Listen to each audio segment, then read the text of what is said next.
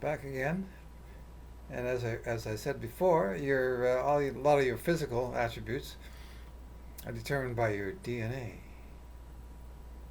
Now, I might have misled you a bit before when I said that you were in that room and you're virtually nothing at all, or that you could have been flying apart, or that you radiate, but not much. Well, you are actually attractive. People are attracted to you, and you are attracted to them. You might think, oh no, maybe if I'm far away, I look attractive, but at close up, you see all my flaws. Maybe I'm overweight, etc. But no, the closer you are, and the fatter you are, the bigger you are, the more attractive you are. Newton, back in the 1600s, saw an apple fall from the tree in the orchard outside of his house. So he said that was the force of attraction between the apple and the earth, i.e., gravity. He also said that is the same force of attraction between any two objects. And he came up with a formula, proportional, if you like, equal to the mass of the one object, amount of material in one, times the mass of the other, divided by the distance between the two objects, squared, or by itself. So the apple, and they call it gravity. So what happened there is the mass of the apple times the mass of the earth divided by the distance between the center of gravity of the apple and the center of gravity of the earth, i.e., the center of the earth. And you, the attraction you have to the other person in the room, is his mass times your mass divided by the distance between the two, again, squared. Now, it's not that much of attraction, unfortunately, because you're not massive enough, or your friend isn't massive enough, or the other person isn't massive enough. But if you go outside, you're more attracted maybe to a mountain, or you're very attractive to the earth itself. And what is that attraction to the earth? It's called your weight. So the weight is the force of gravity between your mass, the mass times the mass of the earth, divided by the distance between you and the center of the earth, squared. So if you want to actually lose weight, why don't you just climb a mountain? You're farther away from the center of the earth, therefore your weight should be less. Or if you want to gain weight, go down into the bottom of a well or a mine. You're closer to the center of the earth, therefore you should weigh more. If you want to lose weight, go to the south, the equator. If you want to gain weight, go to the North Pole, South Pole. Because the earth isn't a perfect sphere, it bulges a bit at the equator. But the difference between the top of the mountain and the bottom of the mine is very small.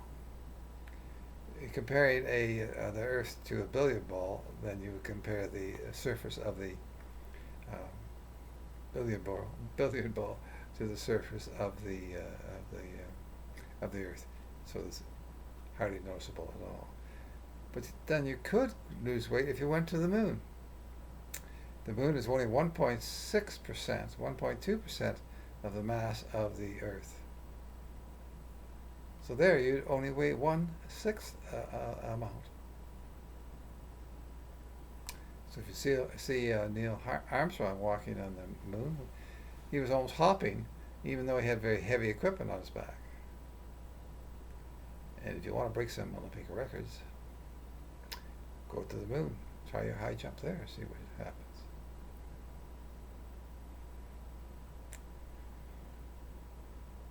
Now, Newton also said that everything keeps going unless something stops it. Before that, say 2,000 years ago, say, Aristotle, Greek I think Greek, said that no, everything will stop. Something move, well, it's got to stop. What starts it? Well, he said, well, that must be a prime mover. And what keeps it moving? Well, it must be the hand of God. Newton said, no, it's gravity and a centrifugal force that causes it, keep things to cause the, for instance, the moon to go around the Earth, or the Earth to go around the sun. He said to take a cannon, it's a thought experiment, and a cannonball on the top of a mountain. Drop the cannonball. It just drops like the apple does in the orchard down below. But shoot the cannonball out the cannon, and it will go a kilometer before it hits the ground. Shoot it faster or harder, it'll go halfway around the Earth. Harder again, it go all the way around the Earth and fall down. Harder again, it go all the way around the Earth and keep going. Don't go shoot it faster than 25,000 miles per hour, or it'll keep going into space, the escape velocity of the Earth.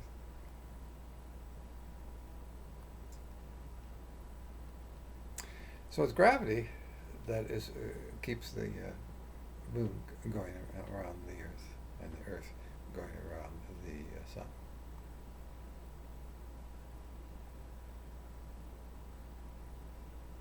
But here again, I think I might have misled you somewhat about you being attractive. No, you fall for people. And here's where I get a bit sexist. I'm sorry, girls. Because when females, they fall for every man they've ever seen, and also any man they're ever going to see. Sometimes refer to them as fallen women. We don't do that for men, no. But men are the same, really. They are attracted to any female that's ever lived, and any female that will ever live while they're alive. But they're also attracted to men as well. And women are attracted to. Sorry, women also. I should say, men also fall for men.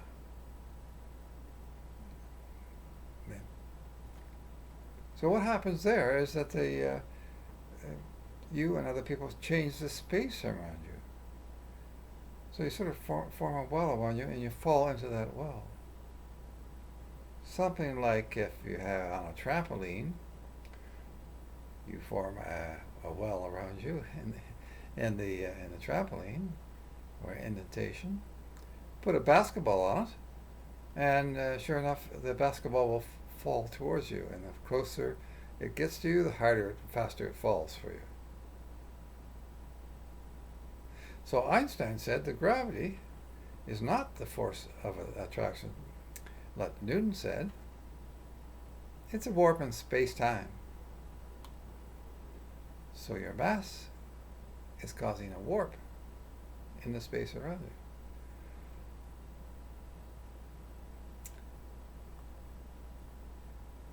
He came up with that idea with a thought experiment.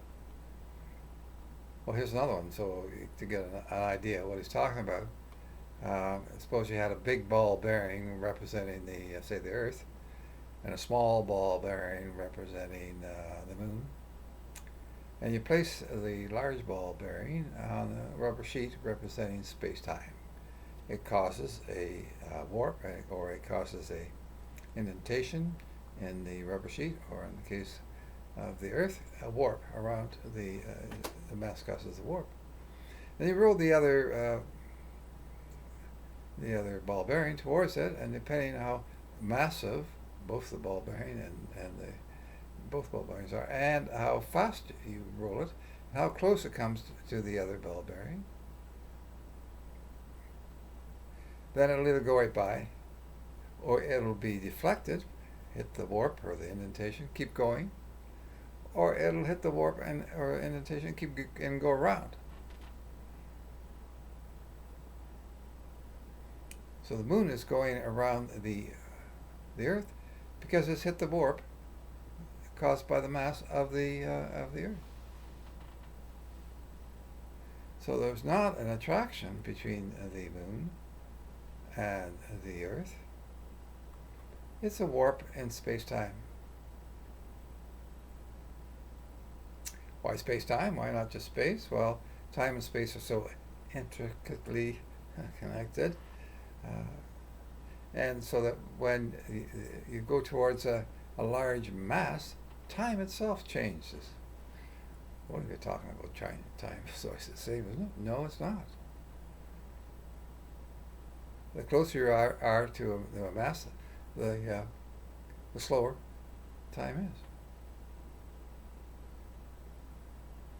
Okay, what's all this got to do with the price of rhubarb? Well, not actually, as far as everyday things go, not a terrible lot. Because you can still use Newton's laws, and Newton's laws can be derived from Einstein's laws.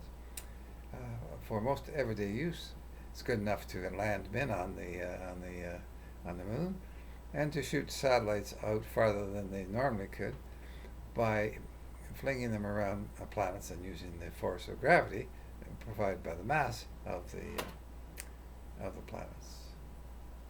But it's not good enough, quite good enough to explain how Mercury goes around the sun, because Mercury, being closest to the sun, is deeper in the warp caused in the space caused by the sun, the mass of the sun. So you would need Einstein's laws or Einstein's mathematics to more better define the orbit of Mercury around the sun. Also, if you like to travel, and if you use your GPS to locate your spots, you'd better incorporate the fact that the time on the satellite runs faster than time on the Earth. You have to use an atomic clock to measure the difference. But if you don't incorporate that in your GPS will be out within 2 hours. So although it doesn't seem that it should be true, the time and space, you can change your time, you can change your space, depending on your mass and how close you are to other masses. It's nevertheless closer to the truth than Newton's. So here's a case where Einstein has replaced his theory, has replaced Newton's theory. And yet you can still, if you qualify where Newton's laws apply, you can still use Newton's law. You have to restrict it, and not too massive and not too fast.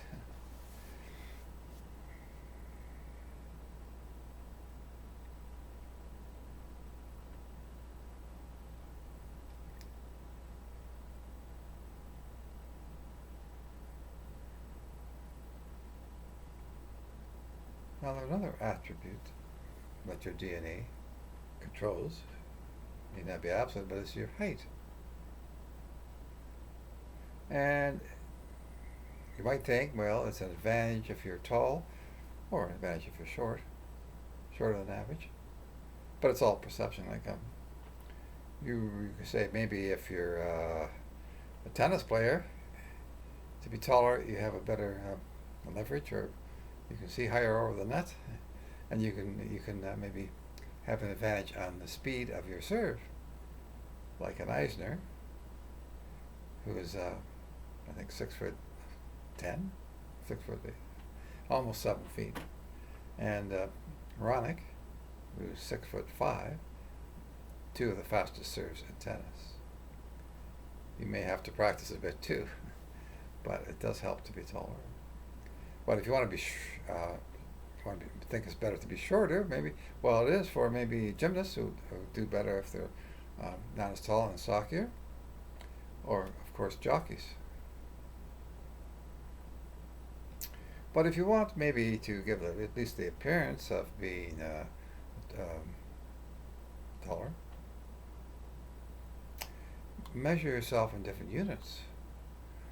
Say if you're 1 meter tall, say no, I'm 100 centimeters tall.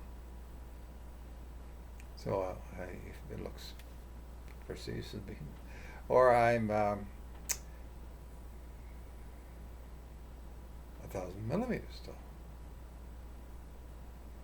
1,000,000 micrometers tall.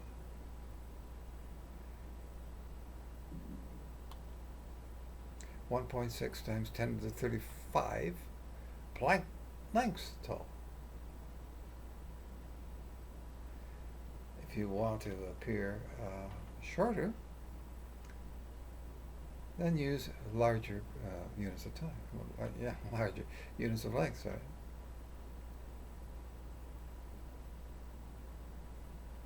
So if you're 2 meters tall, you could say you're 2/1000ths of a kilometer tall. Or use the length equal to the distance from the center of the Earth to the surface, to 4,000 miles. Or use the distance from the moon to the Earth, millions and millions of miles. But when we get into, say, distances to the sun or to the stars or to the galaxies, we have to use a different unit of length.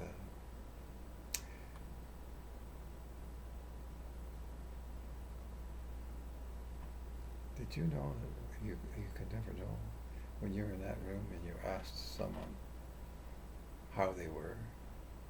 Well, you expect them to answer how they were when you ask them, or how they were right now.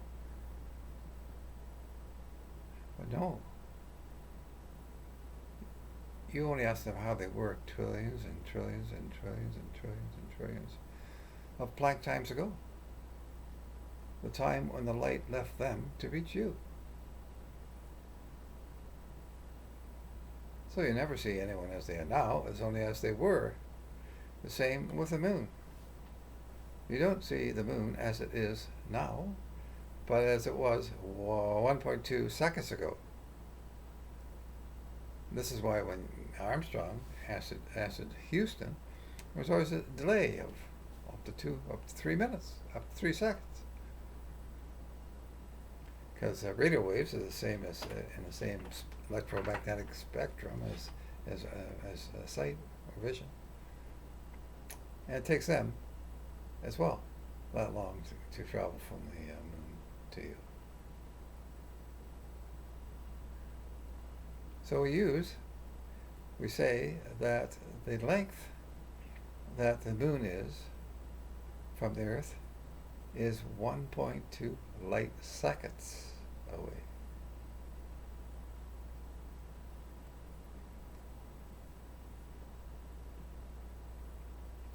That length, it takes 1.2 seconds of light to travel that length. And the distance that the sun is away is 9 light minutes away, as it takes 9 minutes for light to travel from the sun to the Earth.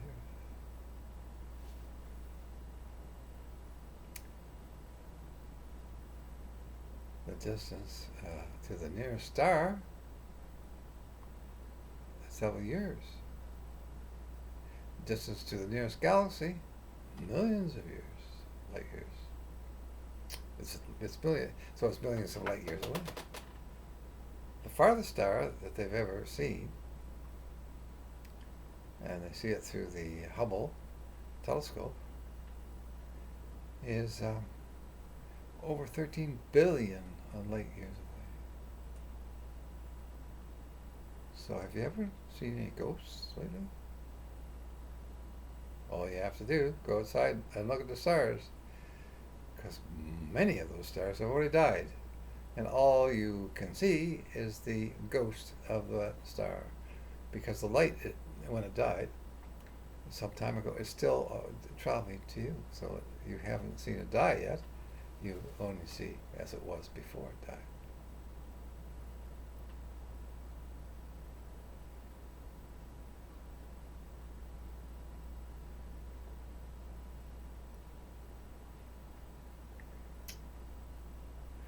Now, as I say, Einstein's theory of general relativity and his special theory of relativity have updated or changed or modified or the previous theories. So it's really a world vision of how everything works. And now, did he get a Nobel Prize for that? Well, by the way, I forgot to tell you that he became famous when took it back to the lab and tested out that theory. Well, the lab being the solar system of the sun. So during the solar eclipse, they looked at stars behind the solar eclipse and found that the stars had moved, which indicated the photons so I hit the warp caused by the sun, and were reflected, so the stars appeared in different places than they normally did. Gravitational lensing. So that's when Einstein became very, very famous. Now, was he given a Nobel Prize for that? Well, he got a Nobel Prize, but not for his theory. For that theory, it was to aid and abet another world vision, quantum mechanics or quantum field theory. He got a Nobel Prize for explaining how when light hits an atom and it releases an electron, photoelectric effect. You can thank him when the elevator doesn't hit you when you're walking out, or the garage door doesn't come down and hit the car.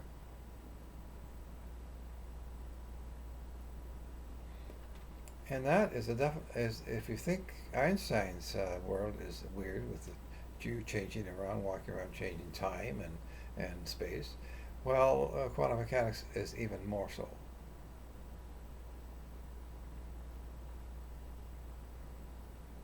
For one thing, it's discontinuous. Planck said that.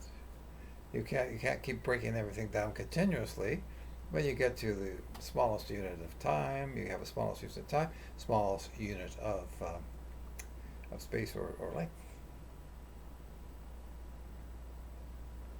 Another founder, he was one of the founders, another founder would be Heisenberg, who said that you can't be certain. Law of uncertainty. The more you're certain about one thing, the less you're certain about something else that's related to it. For example, if you want to know the speed of a particle, then you can't determine, if you want to know exactly the speed, then you can't determine where it is, the position. And vice versa. The more you know about the position, the less you will know about its speed. Not because there's a limitation on any measurement, but because that's reality. That's the reality at the quantum world, at the quantum level. And if you really want to know where anything is, it's based on probabilities. Because it seems that you can have all your photons, all your particles, all over the place. Could be appearing on one side of the fence and simultaneously almost on the other side, without going over the fence. So very weird things are happening. It's only on the macro level that when you have all the probabilities added together, I guess, that we get something that we would think of as being reality. But at the quantum world, it's quite different. And not only, but the quantum world is very accurate, a very accurate tool. You can measure things to 23 decimal places or whatever. And there hasn't been any evidence to prove it incorrect. Now here's the one classic experiment to show how weird quantum mechanics is. You take pass light through two slits in a cardboard, say, and then you see the reflection on the behind it on the wall. Now you might think you should get two lines, right? No, you get several lines. And what's that? When the light goes through the two slits, it says it can't be a wave. The waves interfere with each other, and you get interference lines. You get several lines, proving that it's a wave. But then if you observe the light or measure it before it goes in to the slits, you only get the two lines, indicating it must be a particle, a straight line. Particles travel in a straight line. That's weird. And if you release one photon at a time, well, then surely it can't go through both of the slots or slits at the same time. Therefore, you shouldn't get waves interfering with each other. But no, you get two lines. You get several lines. So what happened there? Maybe time goes through. Time doesn't exist. Right? I don't know. Not only that, if you then observe that one photon going through, then over time you'll see that it goes in just the two lines, not the several lines. Now they think with quantum field theory, all particles, not just light, but everything, is a wave and has to be changed.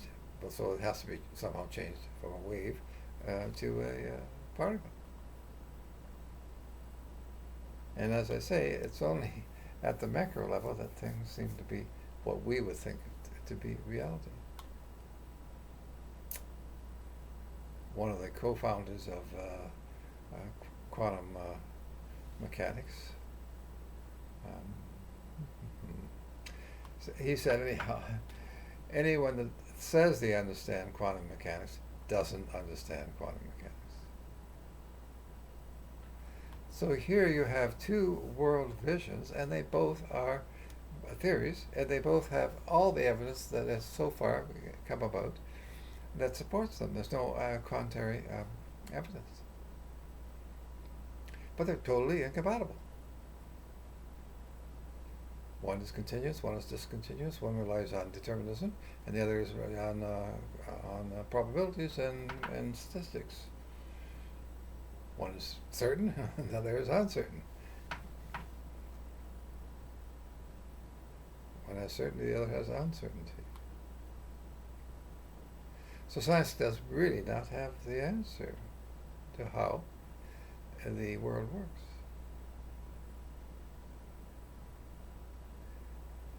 Einstein, the latter part of his career, tried to combine the two into what is called quantum gravity. Now, in quantum mechanics or quantum field theory, normally you don't have to worry about gravity because the masses are so small, so they wouldn't generate much gravity. And the force of gravity is so weak anyhow.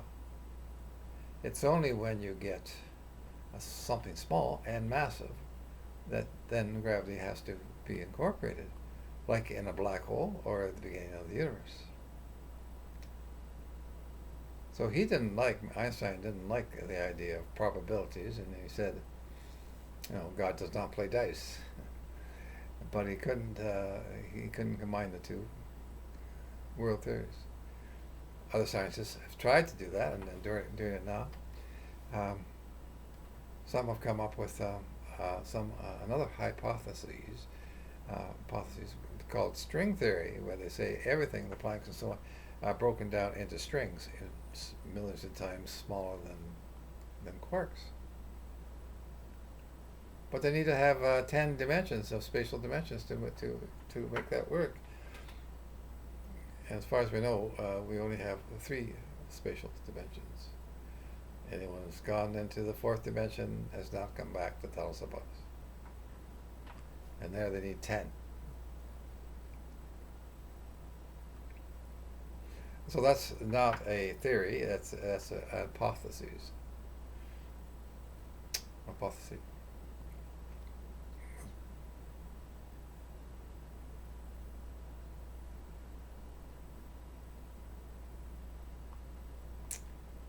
And so far, we've been really talking about your physical attributes and how you derive those and how those work together, all the particles and so on.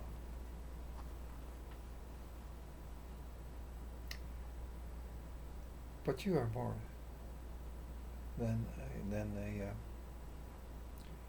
your physical makeup, and I'll talk about that next time.